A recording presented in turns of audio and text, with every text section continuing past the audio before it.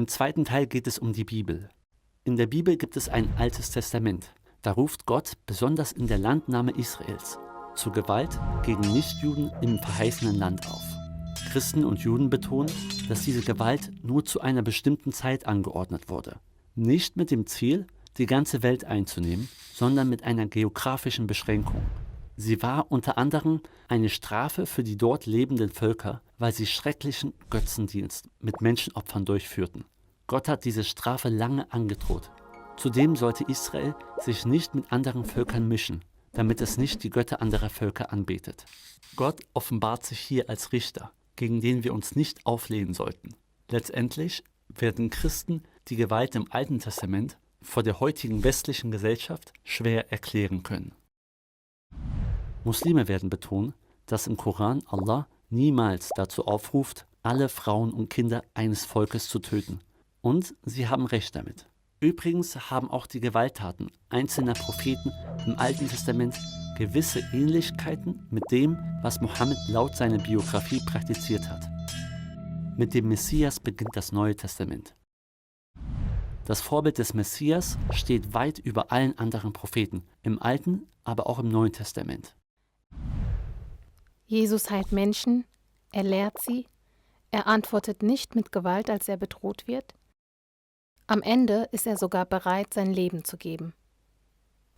Jesus predigt vom Gericht Gottes am Ende der Zeit und er beschreibt, wie Gott Gewalt anwendet. Jesus hat aber zu seinen Lebzeiten niemandem Gewalt angetan. Im Gegenteil, er hat sogar einen Soldaten, der ihn gefangen nehmen wollte, geheilt und seinen Feinden vergeben.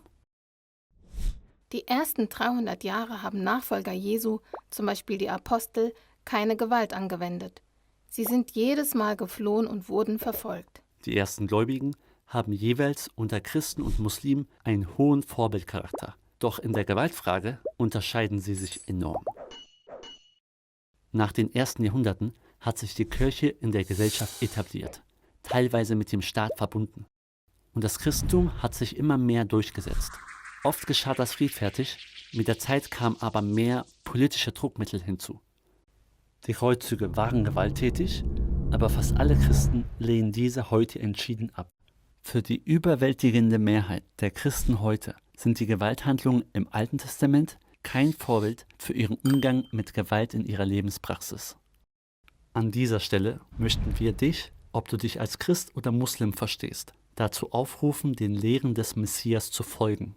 Der sagte einmal: Steck dein Schwert weg, mein Reich ist nicht von dieser Welt. Wäre mein Reich von dieser Welt, würden meine Diener kämpfen, aber mein Königreich ist nicht von dieser Welt. So lautet unser Ergebnis. Die Frage, wie viel Gewalt finden sich im Koran und in der Bibel, beantwortet nicht die Frage nach der Gewalt heute. Es hilft hier nicht weiter, wenn man nur die Anzahl der Texte erfasst, in denen über Gewalt gesprochen wird.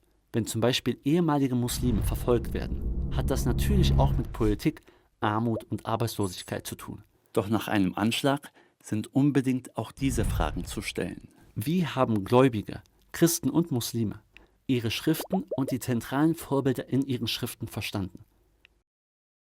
Wie sind Mohammed und Jesus mit Gewalt umgegangen?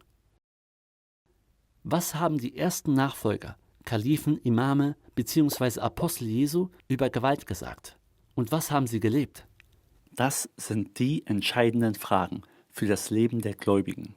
Wenn aber Atheisten und Humanisten die Bibel mit Gewalt gleichsetzen, verwischen sie den entscheidenden Unterschied, nämlich, dass Jesus der Messias zur Nächstenliebe gegenüber allen Menschen aufruft, selbst gegen seine Feinde. Und das hat er auch konsequent vorgelebt. Seinen Jüngern gebot er, ebenso zu handeln. Was hältst du von diesem Unterschied?